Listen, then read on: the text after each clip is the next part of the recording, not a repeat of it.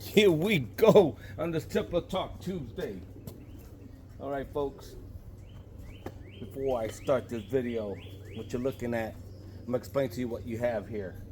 5, I had 6, but 5 young tipplers for 2025. These are the ones that I'm currently flying. And I'll talk to you a little bit about these tipplers in a minute. But before we go on, I'm going to address something that some may agree and some may not agree. And when it comes to a couple things in life, you don't talk politics, you don't talk religion, and so on. But in this case, I have to bring it up for a YouTube featherhood friend that's been watching and continues to ask questions. Now, I don't know what they're trying to convey. There are some folks out there that will put some videos out or talk to the public or put out on social media something about God. Look, I told that YouTube viewer, that featherhood friend, don't get involved in that if you're not practicing religion. And although we know that some religion, doesn't matter what religion you're in, if you claim to be something and you're not following it true to the word of the Bible or the Quran or whatever, then the only one that's responsible for that is you. How you project yourself out to the media, to the public, and to those that you talk to. You say one thing, but you do another. There's a lot of people like that out there on social media, especially in the pigeon game. I don't ever go on social media or on my YouTube page and promote religion or put up a front, brother this, God bless you, this, that, the other, blah, blah, blah, blah, blah. Because we all know that some groups will eat their own, especially when they go out and they talk a good talk, but they don't walk the walk. And enough said about that. But just want to follow up with that YouTube viewer, that featherhood friend.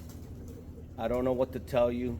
All I know is that those that claim to be righteous and with God and everything else, take it for what it's worth, right? Believe what you see.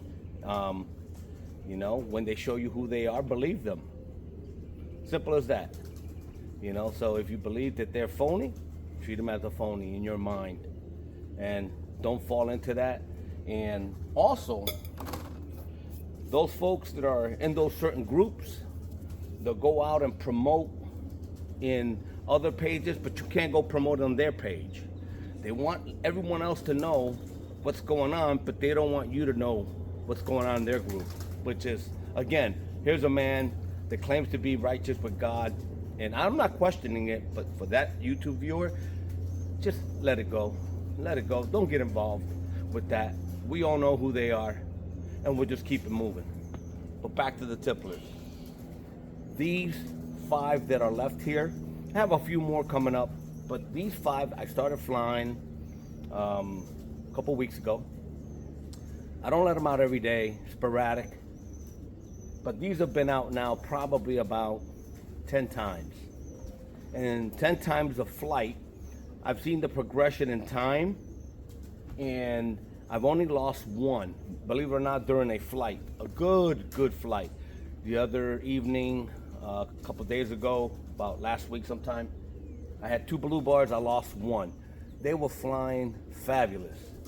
They were doing good, they looked promising, but they come down really quick. After the 1 blue bar got lost, they come down after 45 minutes. So far, I've only gotten 45 minutes. Haven't gotten an hour out of them yet. And I'm just being as honest as I can. It's hot here in Florida. It's about 90 degrees during the day. Feels like 96. I've been working out here in the yard. I feel like I've lost a couple pounds, which the scale doesn't say so, but I feel like I have with all the work I've done around this yard here, trying to make it look nice. But these tipplers, the one with the red band here in front, this black one, it's the oldest one out of them all. this guy here, he's a little bit much larger bird and started to come down sooner than the other ones. Talking to one of my featherhood friends from the CNTU, Nino and Carlos and Stan, and we were talking about birds like that come down first. You should just remove from the equation. They'll ruin the other ones, and I believe that. But the problem that I have, this bird is a much larger bird, so I may have to increase its feed in order for it to stay longer in the sky. Now, he may be requiring a little bit more fuel in the tank, so to speak. And although they're all getting fed the same, they're still on the straight barley.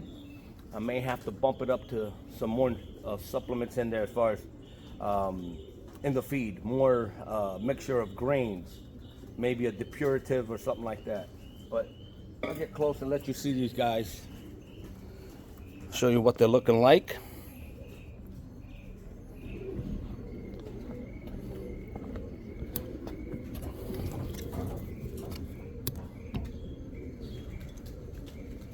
And this black or white model, whatever you want to call it. Let me get this phone off the tripod. You can see a little better.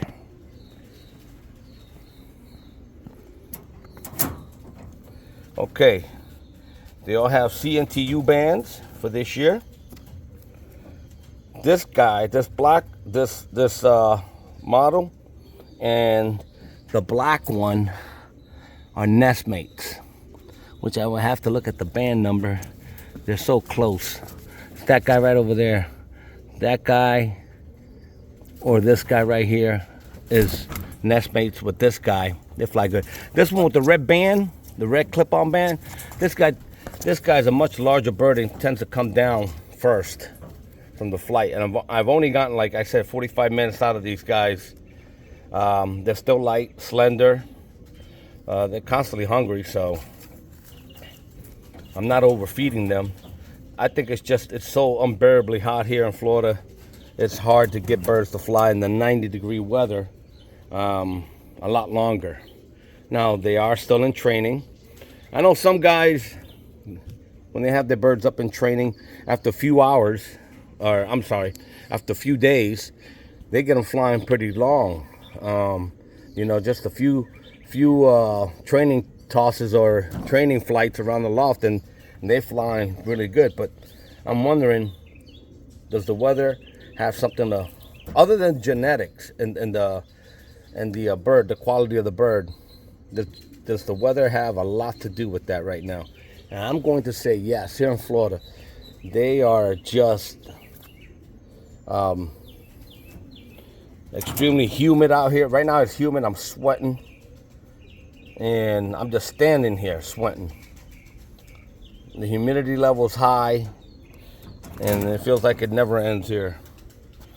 I can't wait till the cooler months, but that won't be here till November, December, January, February. So I'm gonna continue to fly these and see how far I can go with them in the heat.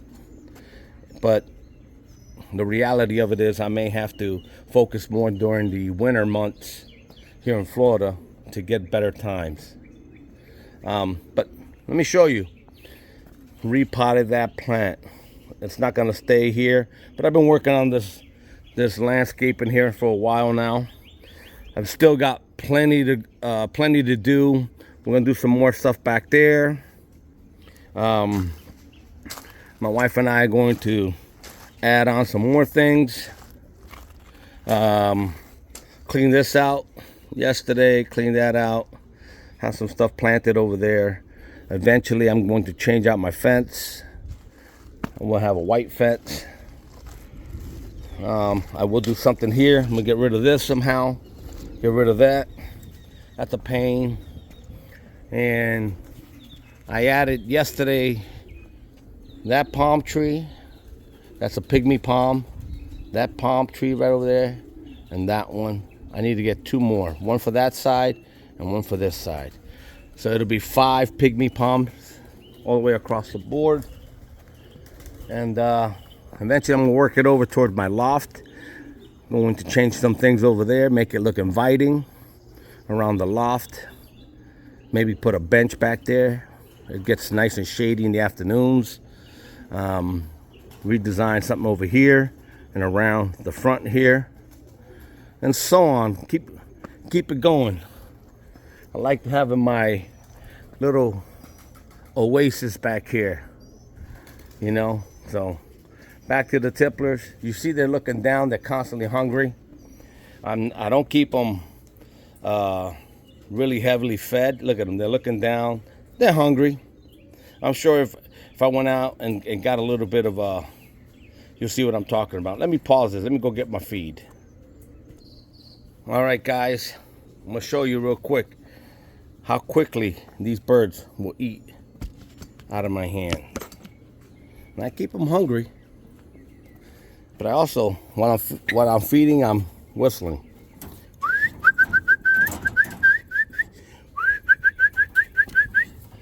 Huh? Look. Oh. First time hand feeding them. Look at this. See how they pick up speed? Come on. They're not used to me hand feeding them, but something different. But see? Look at this.